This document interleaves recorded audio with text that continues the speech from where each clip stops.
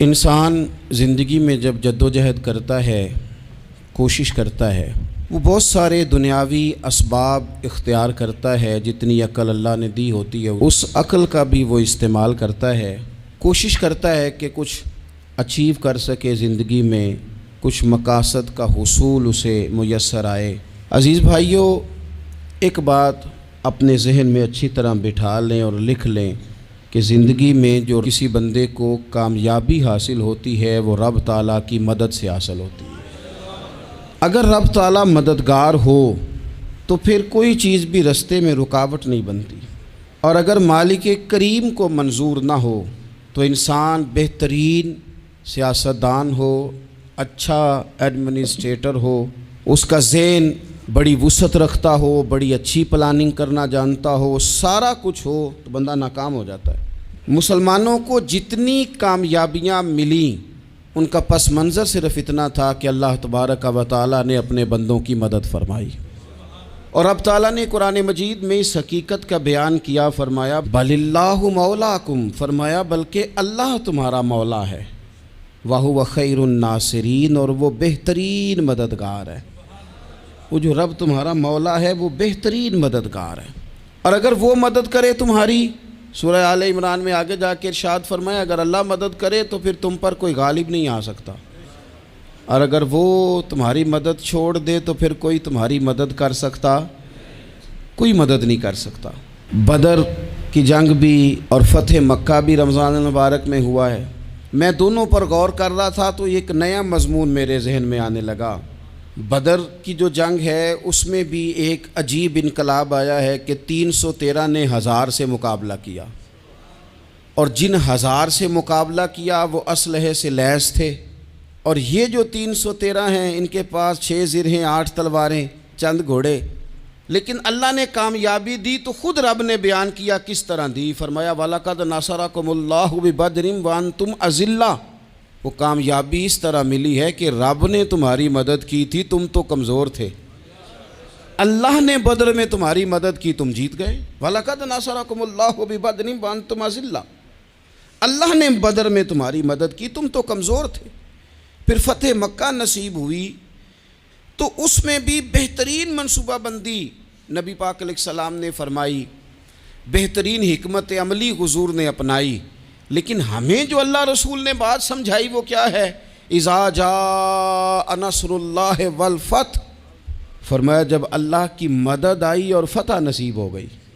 یہ اللہ نے مدد فرمائی تمہاری، یہاں بھی فتح مکہ بھی اللہ کی مدد سے، جنگ بدر بھی اللہ کی مدد سے۔ وہ جو مدد ہے اللہ تعالیٰ کی، جب وہ ہم یہ کرتے ہیں کہ ہم اپنی ساری زندگی سیاست کی نظر کر دیں، ہماری سیاست صرف ملک میں نہیں ہوتی، ہماری سیاست خاندان میں بھی ہوتی ہے، ہم گھر کے اندر بھی سیاست کرتے ہیں، ہم کسی خاص طریقے سے لوگوں کو اپنے پیچھے چلانا چاہتے ہیں، ہم ایک خاص اسلوب اختیار کرتے ہیں کہ لوگ ہمارے پیچھے چلیں۔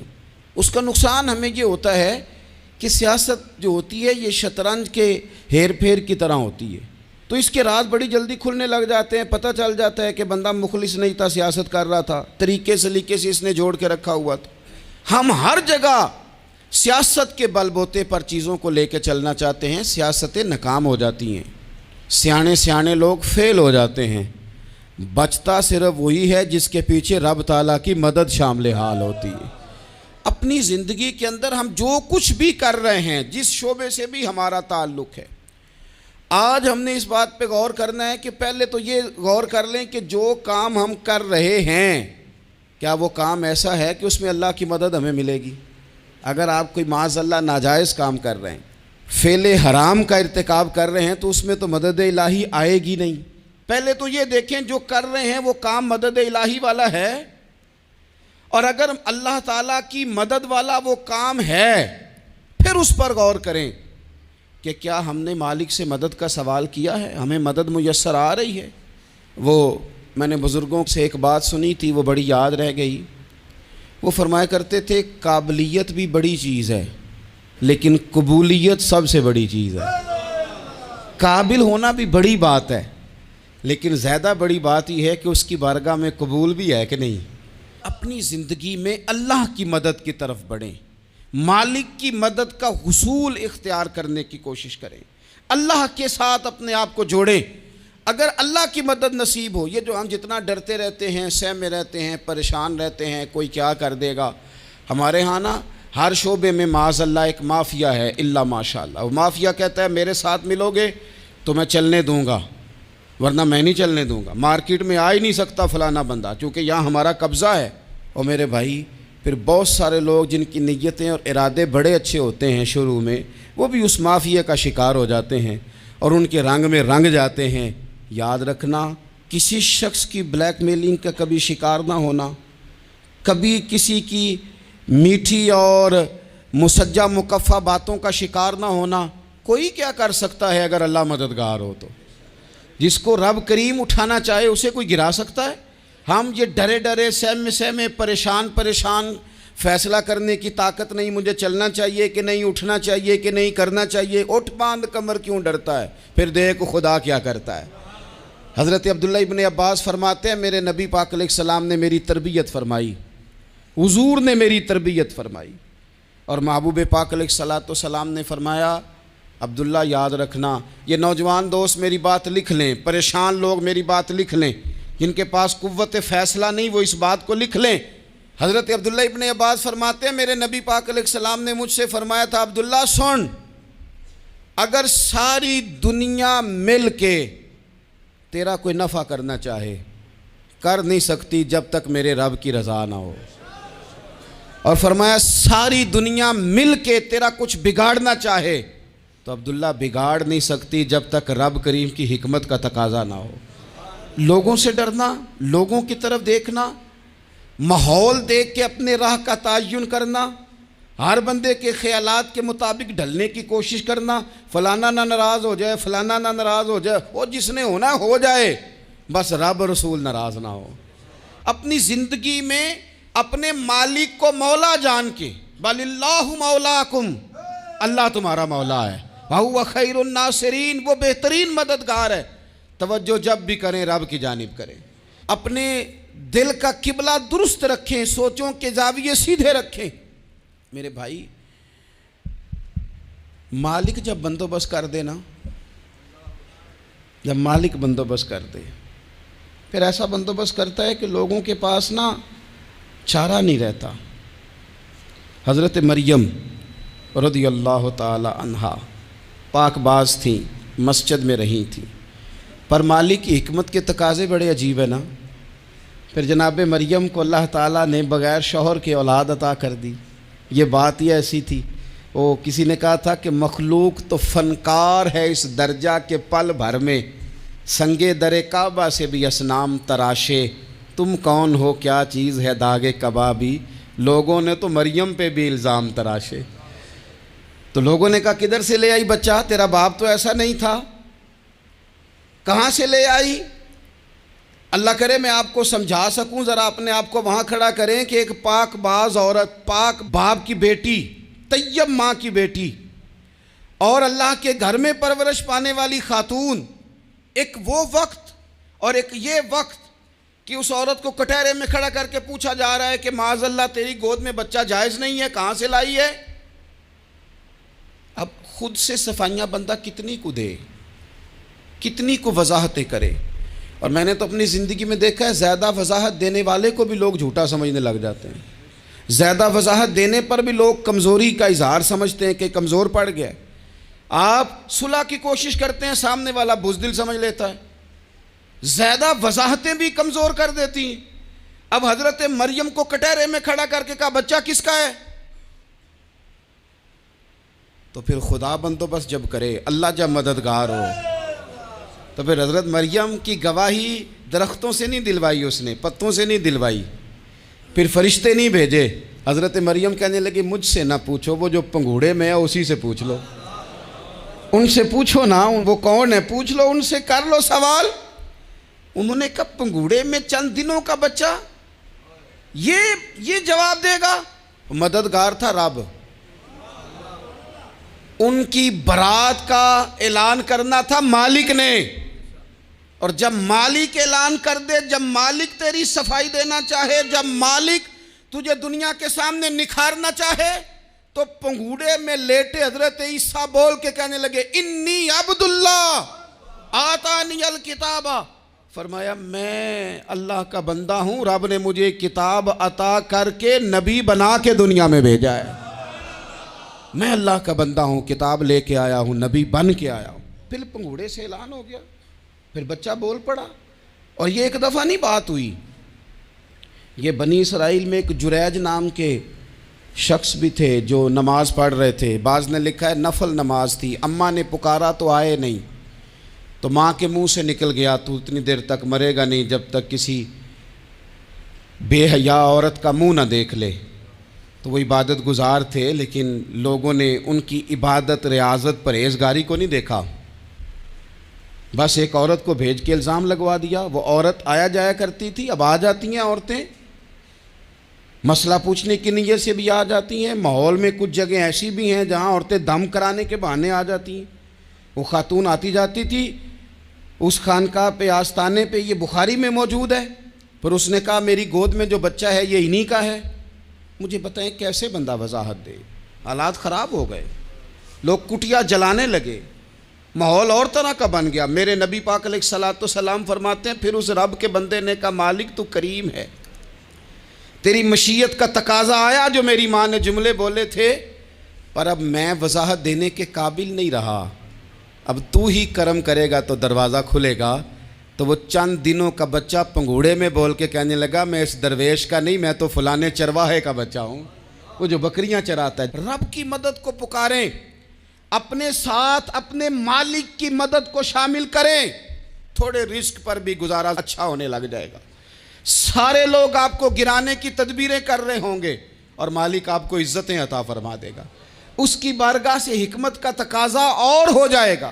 ہم نے ساری زندگی لوگوں کو راضی کرنے میں گزار دی، ساری زندگی بڑھاپا آ گیا بچوں کو پالتے، اور بچوں نے آخری عمر میں کہہ دیا ابا اگر کوئی ڈھب کا کام کر لیتے تو آج ہمارے دن بھی پھر نہ جاتے۔ ساری زندگی گزار دی بہن بھائیوں کو راضی کرنے میں، ساری زندگی گزار دی ذمہ داریاں اٹھانے میں، ان کو 99 دفعہ دیا، ایک دفعہ نہیں دیا تو انہوں نے کہہ دیا تو نے تو کبھی دیا ہی نہیں، تو تھا ہی نہیں۔ ساری زندگی محلے داروں، علاقے والوں کو راضی کرنے میں گزار دی۔ اور میں نے ایسے لوگ بھی دیکھے دین کے لیے وقت گزارا، لیکن جب بڑھاپے میں دانت کام نہ کرتے تھے تو وقت کے مفتیوں کو بھی مسجدوں کی کمیٹیوں نے کہہ دیا اب آپ کی سمجھ نہیں آتی، ہم نے خطیب کو یور رکھنا ہے، نہ دیکھو دنیا کی طرف، دنیا رلا دیتی ہے، نہ راضی کرو بندوں کو، بندے تھکا دیتے ہیں، نہ پیچھے بھاگو ہر وقت دنیا داروں کے، یہ انسان کو کمزور کر دیتے ہیں۔ وہ تو کریم ہی بڑا ہے، 2 آنسو زمین پر بعد میں گرتے ہیں، بندے کے گناہ سارے پہلے معاف فرما دیتا ہے۔ اللہ کی مدد کا حصول، اپنے مالک کی مدد کی طرف بڑھنا، آپ کو بدر کی جنگ بھی یہی درس دے گی، آپ کو احد کا میدان بھی یہی سبق دے گا، فتح مکہ بھی یہی سبق دے گا۔ میرے دوستو جب رب مدد فرمائے، جب اللہ مددگار بنے، دوستوں سے ایک بات اکثر کرتا ہوں، میں کہتا ہوں کہ جتنے درد سے آپ امیر کو اپنی کہانی سناتے ہیں نا، اور جس طرح آپ کے آنسو بات کرنے سے پہلے گر جاتے ہیں کہ غریب ہیں، بچیاں ہیں، کاروبار نہیں، او میرے سنگیو، اس سے آدھے آنسو اپنے رب کی بارگاہ میں بکھیرو، اس کے حضور عرض گزار ہو جاؤ، اس سے طلب کرو۔ ایک وقت انسان پر زندگی میں ایسا آتا ہے کہ اسے یوں محسوس ہوتا ہے کہ میرا سایہ بھی ذرا سا پیچھے ہٹ گیا ہے، اسے یوں لگتا ہے کہ میں کسی سہارے پہ ہاتھ ڈالتا ہوں تو وہ بھاگ جاتا ہے مجھ سے، لیکن مالک کی بارگاہ ایسی عظیم بارگاہ ہے، رب رسول کے آستانے اتنے بڑے ہیں کہ آپ جب وہاں کشکول طلب دراز کرتے ہیں تو جھولی پھیلانے میں دیر لگتی ہے، ان کو بھرنے میں تو کوئی دیر نہیں لگتی۔ ہم نے اپنا سوچ کا قبلہ ہی دنیا کو بنا لیا ہے۔ یہ جو اللہ والوں کی مدد ہے یہ تو اللہ ہی کی مدد ہے، لیکن یہ جو سیٹھوں کی طرف توجہ کرنا، نوابوں کی طرف توجہ کرنا، دنیا داروں کی طرف توجہ کرنا اور اپنا مزاج اس طرح کا بنا لینا، یارو گردن کو جھکا دیتا ہے خیرات کا پتھر، جہاں میں مانگنے والوں کے سر کبھی اونچے نہیں ہوتے۔ اور اقبال کہتے ہیں غیرت ہے بڑی چیز جہان تگ و دو میں، پہناتی ہے یہ فقر کو تاج سردارا۔ میں عرض کروں گا کہ اپنی آپ جب توجہ کا قبلہ اللہ رسول کو بنائیں گے تو رب فرماتے وَيَرْزُقْهُ مِنْ حَيْثُ لَا يَحْتَسِبُ، میں نہ تجھے وہاں سے رزق دوں گا جہاں سے کبھی تیرا گمان بھی نہیں گیا ہوگا کہ یہاں سے بھی مل سکتا ہے، تو نے سوچا بھی نہیں ہوگا۔ بخاری شریف میں حدیث ہے، حضرت جابر ابن عبداللہ فرماتے ہیں نبی پاک صلی اللہ علیہ وسلم نے 300 لوگوں کا ایک لشکر روانہ کیا کسی مہم کے لیے، کسی جہاد کے لیے۔ حضرت ابو عبیدہ بن جراح رضی اللہ تعالیٰ عنہ امیر لشکر تھے۔ فرماتے ہیں غربت اتنی زیادہ تھی، بھوک اتنی زیادہ تھی کہ ایک ایک کھجور دن میں ایک وقت کھانے کو ملتی تھی، اور کچھ دن ایسے آئے کہ اب کھجور بھی نہیں مل رہی۔ فرماتے ہیں اتنی زیادہ بھوک لگی مجاہدین کو 300 بندہ پتے کھا کے گزارا ہونے لگ گیا۔ یہ بخاری میں موجود ہے۔ آپ فرماتے ہیں کہ دریا کے کنارے ہمارا پڑاؤ تھا، ٹھہراؤ تھا، جب بھوک سے نڈھال ہو گئے نا وَيَرْزُقْهُ مِنْ حَيْثُ لَا يَحْتَسِبُ، اللہ وہاں سے روزی دیتا ہے، گمان بھی نہیں ہوتا۔ فرماتے ہیں ایک مچھلی اللہ تعالیٰ نے دریا کے کنارے بھیجی، فرماتے ہیں وہ تھی تو مچھلی پر پہاڑ جتنی تھی۔ بخاری میں لفظ ہیں، حضرت جابر ابن عبداللہ رضی اللہ تعالیٰ عنہ فرماتے ہیں 300 آدمی 18 دن تک اس مچھلی کو کھاتے رہے، مچھلی ختم ہی نہیں ہوئی۔ مچھلیاں نہیں، مچھلی کہتے ہیں 18 دن 300 بندہ کھاتا رہا، مچھلی ختم ہی نہیں ہوئی۔ اور فرماتے ہیں کہ اس کی ہڈی نکال کے، کانٹا کہیں گے آپ اپنی زبان میں، کہتے ہیں وہ نکال کے نا تو اس کو کھڑا کیا نا جب، تو اونٹ کجاوے سمیت اس کے بیچ سے گزر جاتا تھا، 2 اس کے کانٹے جوڑے۔ فرماتے ہیں وہ اس کا گوشت ہم کھاتے تھے اور اس کی چربی بطور تیل کے ہم جسموں پہ ملتے تھے، بیماروں کو اس سے سکون آتا تھا، تندرستی شفا ہوتی تھی۔ فرماتے ہیں ہم کھایا بھی ہم نے، اور کچھ لے کے ہم مدینے بھی گئے، اور قربان جائیں نبی پاک نے بھی اس میں سے کھایا۔ ہم نے عرض کی حضور یہ معمہ کیا ہے، یہ ماجرا کیا ہے؟ تو محبوب نے فرمایا تمہارے پاس غذا نہیں تھی، رب نے تمہارے لیے بندوبست کیا ہے، اللہ نے تمہیں دیا ہے۔ مکان شروع کر لیا، ایک صاحب نے وہ مکان بنانے لگے، آپ وہ حساب لگا رہے ہیں، کہتے ہیں میرے پاس اتنے پیسے ہیں، اتنے میں نے فلانے دوست سے کہنا ہے اس نے دے دینے، اتنے فلانے رشتہ دار سے کہنا ہے اس نے دے دینے، اتنے فلانے سے کہنا ہے اس نے دے دینے۔ یہ ساری کاپی بنا کے مکان شروع کر لیا۔ جو روز کہتا تھا نا کوئی حکم ہو جاتے 10 سب سے پہلے اس کو کہا میاں پیسے چاہیے دن، وہ کہندا ہو کل ہی منڈا ٹوریا ہے، کدے تو پرسوں 10 داتے لب جانے سن۔ میں آپ کو اپنے تجربے کی بات بتا رہا ہوں۔ جن لوگوں کا خیال ہوتا ہے نا کہ آپ سٹارٹ کریں فلانا کام، ہم آپ کے ساتھ ہیں، اللہ کا ہی کوئی نظام ہے، وہ بالکل بھی نہیں ساتھ ہوتے۔ لیکن ایسا نہیں ہے کہ کوئی ساتھ نہیں ہوتا، اللہ تعالیٰ بڑے اسباب پیدا کرتا ہے، وہاں سے دیتا ہے جہاں سے گمان بھی۔ ہمارا یہ ذہن بن جاتا ہے ہم ساری اپنے حساب سے چلتے ہیں، اتنے رشتہ داروں سے، اتنے، کون آپ کے ساتھ چلے گا؟ سوال ہی نہیں پیدا ہوتا۔ یہ سارے کام چھوڑ کے سب سے پہلے 2 رکعتیں پڑھو، اپنے رب کی بارگاہ میں، رسول کائنات کی بارگاہ میں گزارشات اور استغاثے پیش کرو، وہاں سے خیر طلب کرو۔ دنیا دار کیا دیں گے، کیا دے سکتے ہیں، کیا حیثیت ہوتی ہے کسی؟ اللہ کہتا ہے وہاں سے دوں گا۔ تو جو اللہ مال دے وہ لینا چاہیے کہ رشتہ داروں کا مال دیکھنا چاہیے؟ جو اللہ دے وہ لینا چاہیے کہ سیٹھوں نوابوں کی جیبیں دیکھنی چاہیے؟ جو اللہ دے وہ قبول کرنا چاہیے یا دیکھنا چاہیے کون سا آدمی کہاں پہنچ گیا؟ چھوڑو، اپنی مٹی پہ چلنے کا سلیقہ سیکھو۔ کسی کے سنگ مرمر پہ چلو گے تو پھسل جاؤ گے، پھسل جا۔ اس پر ایک اور بات عرض کر دوں، صحیح بخاری سے، مسلم سے ایک اور بات۔ کچھ چیزیں ایسی ہیں جن سے اللہ کی مدد آتی ہے، مدد ملتی ہے۔ ایک چیز ان میں سے ایسی ہے جس سے بہت مدد نازل ہوتی ہے، وہ ہے کہ جب رب آپ کو دے نا تو پھر آپ بھی اس کے رستے میں دیں، پھر مدد آتی ہے، پھر اور آتا ہے۔ بخاری مسلم میں حدیث ہے، یہ زیادہ ہی توجہ طلب امر ہے، اس پر آپ غور کریں گے۔ حضرت ابو ہریرہ فرماتے ہیں کہ نبی پاک علیہ السلام نے فرمایا ایک شخص نے بادلوں کے اندر سے آواز سنی کہ فلاں آدمی کا کھیت اور باغ خشک ہو گیا ہے، وہاں برسو اور اس کے کھیت کو سیراب کرو۔ وہ بڑا حیران ہوا کہ بادل سے آواز آ رہی۔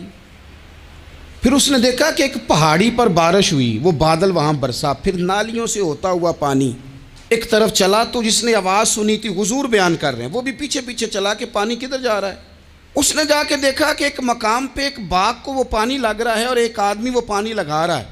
اس نے اس سے پوچھا تیرا نام کیا ہے؟ اس نے کہا کیوں؟ کہنے لگا بتا نا۔ اس نے نام بتایا تو کہنے لگا یہی تو وہ نام ہے جو میں نے بادلوں کے اندر سے سنا ہے کہ فلاں کے کھیت کو پانی دے دو۔ اس نے کہا یار تو کیا عمل کرتا ہے کہ اسپیشل تیرے لیے بارش برسے؟ یہ بخاری پڑھ رہا ہوں، سیاستہ سے حدیث عرض کر رہا ہوں۔ اس سے پوچھا تو کیا کام کرتا ہے کہ جناب اللہ تبارک و تعالیٰ کا حکم کرم آیا کہ خاص تیرے لیے پانی برسے اور تیرے کھیت کو سیراب کرے؟ تو اس نے کہا چھوٹا ذمہ دار ہوں، پر جب فصل اگتی ہے تو 3 حصے کرتا ہوں، ایک حصہ اپنے بال بچوں پہ بہن بھائیوں پہ خرچ کرتا ہوں، ایک حصہ پورا، اور ایک حصہ دوبارہ کاشتکاری پہ لگاتا ہوں، اور تیسرا حصہ خالص میں نے مسکینوں، یتیموں اور غریبوں کے لیے رکھا ہوا ہے۔ وہ جو تیسرا حصہ اللہ کرے آپ سمجھیں، وہ رب کے بندوں پہ تیسرا حصہ خرچ کرتا ہے نا، تو کریم مالک نے فرمایا جہاں سے غریب کا حصہ جاتا ہے وہ کھیت خشک نہیں رہنا چاہیے، وہ جہاں سے مسکین روٹی کھاتے ہیں وہ خشک نہ رہے، جہاں سے یتیموں کو کچھ آتا ہے کہیں اس کی فصل رہ نہ جائے۔ میں اور آپ بھی اگر اپنے مال میں مسکینوں، یتیموں، غریبوں کے حصے رکھ لیں گے تو فصلیں خشک نہیں رہیں گی، ان کے اندر تازگی آئے گی، نور آئے گا، کرم آئے گا، خاص کر خدا کی رحمت برسے گی۔ مدد اللہ سے چاہیں، اپنی توجہات کا مرکز رب رسول کی ذات کو بنائیں، پھر آپ محسوس کریں گے کہ بڑی جلدی اللہ تعالیٰ کی مدد آنے لگی ہے۔ کبھی آپ صرف کہہ دیں نا میرا رب میرے ساتھ ہے، اس لفظ میں اتنی طاقت ہے کہ دشمن ویسے زہر ہو جاتا ہے۔ زندگی میں کسی سے بھی لڑائی ہو تو اچھی طرح سوچ لیں کہ اللہ اس طرف ہے یا اس طرف ہے۔ اگر آپ زیادتی پہ ہیں تو پھر رب مظلوم کی جانب ہے۔ اگر اللہ کی مدد آپ کے ساتھ ہے تو دنیا کی کوئی طاقت آپ کو گرا نہیں سکتی، اور اگر آپ مظلوم کے مقابلے میں ظالم بن کے آپ کھڑے ہو گئے ہیں اور آپ نے رویہ وہ اختیار کیا ہے کہ جس میں مدد نہیں آئے گی، تو پھر یاد رکھ لیں کہ آپ کوئی بھی ہیں، کہاں بھی ہیں، آپ کمزور ہیں۔ طاقتور تھے ابتدائے اسلام میں، ظاہری طاقت تھی کفار مکہ کے پاس، وہ ڈنڈوں سے مارتے تھے غریبوں کو، ان کے ہاتھوں میں ڈنڈے تھے، پر خدائی طاقت ان مظلوموں کے ساتھ تھی۔ صاحب زرقانی نے لکھا ہے حضرت زنیرہ رضی اللہ تعالیٰ عنہ ایک لونڈی ہیں، غریب ہیں، ماڑے دا کی کام محمد ناس جانا یا رونا، غریب سادی بی بی اور لونڈی کنیزہ، ایک مشرک کی کنیزہ تھی، انہوں نے کلمہ پڑھ لیا، وہ ڈنڈوں سے مارتا، دروں سے مارتا، تکلیف دیتا۔ حضرت زنیرہ رضی اللہ تعالیٰ عنہ کو اتنا مارا، اتنا مارا۔ اب آپ ایک اور پہلو پر بھی غور کریں، مار بھی پڑ رہی ہے پر خدا ادھر ہی ہے، اللہ کی مدد ادھر ہی ہے۔ رب کہتا ہے کہ پہلے تو صبر کرنا، ان اللہ مع الصابرین، تو صبر کرے گا تو پھر رب کی معیت ملے گی، ذرا ٹھہرنا، تو تھوڑا ڈٹنا۔ ان الذین قالوا ربنا اللہ ثم استقاموا تتنزل علیہم الملائکہ، تو کہے اللہ میرا رب ہے، پھر تو پہلے ڈٹ، پہلے تو نے ڈٹنا ہے۔ ثم استقاموا، جو ڈٹ گیا، تتنزل علیہم الملائکہ، ڈٹنے والے کے لیے مدد آتی، پہلے تھوڑا ٹھہرنا پڑتا ہے، پہلے تھوڑا صبر کرنا پڑتا ہے، حوصلہ کرنا پڑتا، اس کے بعد مدد آتی۔ مار پڑ رہی ہے، مارا جا رہا ہے حضرت زنیرہ کو، ان کا مالک جو ہے ظاہری آقا وہ مار رہا ہے، یہ کنیزہ ہے، اتنا مارا، اتنا مارا، ان کی بینائی چلی گئی، نظر آنا بند ہو گیا۔ ابو جہل آیا اور کہنے لگا زنیرہ دیکھا نا ہمارے بت تیری آنکھیں لے گئے، معاذ اللہ، لات و منات ہمارے بتوں نے تجھے اندھا کر دیا۔ اب ایسا نہیں ہے کہ بی بی روتی جا رہی ہے، روتی جا رہی ہے، مایوسی مایوسی، معاذ اللہ، پریشانی، غریبی بڑی ہے، پوچھنے والا کوئی نہیں، یہ باتیں نہیں۔ کیا جملے ہیں خاتون کے، کیا لفظ ہیں۔ ابو جہل نے تنزیہ کہا، معاذ اللہ، کہنے لگا دیکھا نا ہمارے بتوں نے تجھے اندھا کر دیا۔ تو جناب زنیرہ آنکھوں کی بینائی گئی ہے، رات کو گئی ہے، دکھ ابھی تازہ ہے، لیکن اللہ پہ جو توکل ہے، اپنے مالک سے جو رشتہ ہے، وہ اتنا مضبوط ہے، اتنا طاقتور ہے، اس میں اتنی گہرائی ہے کہ حضرت زنیرہ بول کے نا اتنی قوت سے بولی، اتنی طاقت سے بولی کہ پورے کفر پر لرزہ طاری ہو گیا۔ فرمانے لگی تمہارے بتوں کی کیا اوقات ہے کہ وہ میری بینائی لے جائیں؟ یہ میری رب کی حکمت کا تقاضا ہے۔ جب تک اس نے چاہا زنیرہ دیکھتی رہی، اور جب اس نے چاہا زنیرہ کی آنکھوں کی بینائی چلی گئی، اور اگر وہ چاہے گا نا تو بینائی واپس بھی کر دے گا۔ اگر ہو ذوق یقین پیدا تو کٹ جاتی ہیں زنجیریں، اگر وہ چاہے گا تو بینائی آ بھی جائے گی۔ حضرت زنیرہ نے رات کو یہ لفظ کہے، ابو جہل اور سارے کفار ڈر کے سن کے چلے گئے، آپ اطمینان سے آ کے بستر پہ سوئی۔ جب سویرے اٹھی تو اللہ نے آنکھوں کی روشنی واپس کر دی تھی۔ آنکھوں کی اب چھڑی پکڑی ہے، بازاروں میں گھومتی ہے، کہتی ہیں بلاؤ کدھر ہے تمہارے لات و منات، دیکھو میرے رب نے روشنی واپس کر دی۔ آ کر میرے ساتھ ادھر آ، ستمگر ہنر آزمائیں، تو تیر آزما ہم جگر آزمائیں۔ بیمار لوگوں یاد رکھو، کہہ دیا ڈاکٹر نے کہ تو بڑا بیمار ہے، تو بڑا کمزور ہے، یہ ہو گیا وہ ہو گیا، تو ڈاکٹر اپنے علم کے مطابق بات کر رہا ہے، ہوگا تو وہ جو میرا رب چاہے گا۔ کمزور ہو جانا، پریشان ہو جانا، تکلیف میں آ جانا، پتہ نہیں بات ہو گئی ہے تو جانے کیا ہو جائے گا۔ اپنی زندگی کے اندر اپنے رب سے رشتہ مضبوط کریں، رسول کائنات سے رشتہ مضبوط کریں، اللہ والوں سے رشتہ مضبوط کریں۔ حضرت زنیرہ نے پیغام دیا کہ زندگی میں جو جینا چاہتے ہیں تو وہ رب کا نام لے کے جی سکتے ہیں، جو اپنی زندگی میں خوشیاں دیکھنا چاہتے ہیں تو رسول اللہ کے نام پر خوشیاں دیکھی جا سکتی ہیں۔ توکل کی بنیاد پر بندہ خوشیاں لے سکتا ہے، اور اگر انسان میں توکل نہیں ہے تو پھر وہ اس کالے جادو سے بھی ڈر رہا ہے، وہ نیلے سے بھی ڈر رہا ہے، وہ پیلے سے بھی ڈر رہا ہے، وہ فلانے سے بھی ڈر رہا ہے، وہ میرے خلاف فلانا رشتہ دار سازش کر رہا ہے تو ڈر رہا ہے، فلانا میرے بارے میں یہ کر رہا ہے تو ڈر رہا ہے، وہ پتہ نہیں دنیا ادھر ہو جائے گی تو کیا ہو جائے گا، اٹھ باندھ کمر کیوں ڈرتا ہے، پھر دیکھ خدا کیا کرتا ہے۔ تو اس ساری گفتگو کا نچوڑ آپ کو یہ عرض کیا ہے، سب سے پہلے تو یہ کہ میدانوں میں مدد بھی اللہ کی، رزق میں مدد بھی اللہ کی، فصلیں خشک ہوں تو مدد پھر بھی اللہ کرے، تو پھر ساری مدد، اور اگر انسان بیمار ہو تو پھر بھی مدد اللہ کی۔ تو اپنے اللہ کی جانب توجہ کو بڑھائیں، آپ اللہ سے مدد کے سوالی بنیں۔ ترمذی کی ایک حدیث ہے، میں آپ کو زندگی کا تجربہ بتاتا ہوں کہ جب میں بڑا پریشان ہوتا ہوں تو یہ والی روایت کھول لیتا ہوں، مزہ دیتی ہے۔ میرے نبی پاک علیہ السلام نے فرمایا اپنے دکھ سیٹھوں نوابوں کو نہ کہنا، مالداروں کا نہ کہنا، ورنہ اللہ تمہیں کبھی غنی نہیں کرے گا۔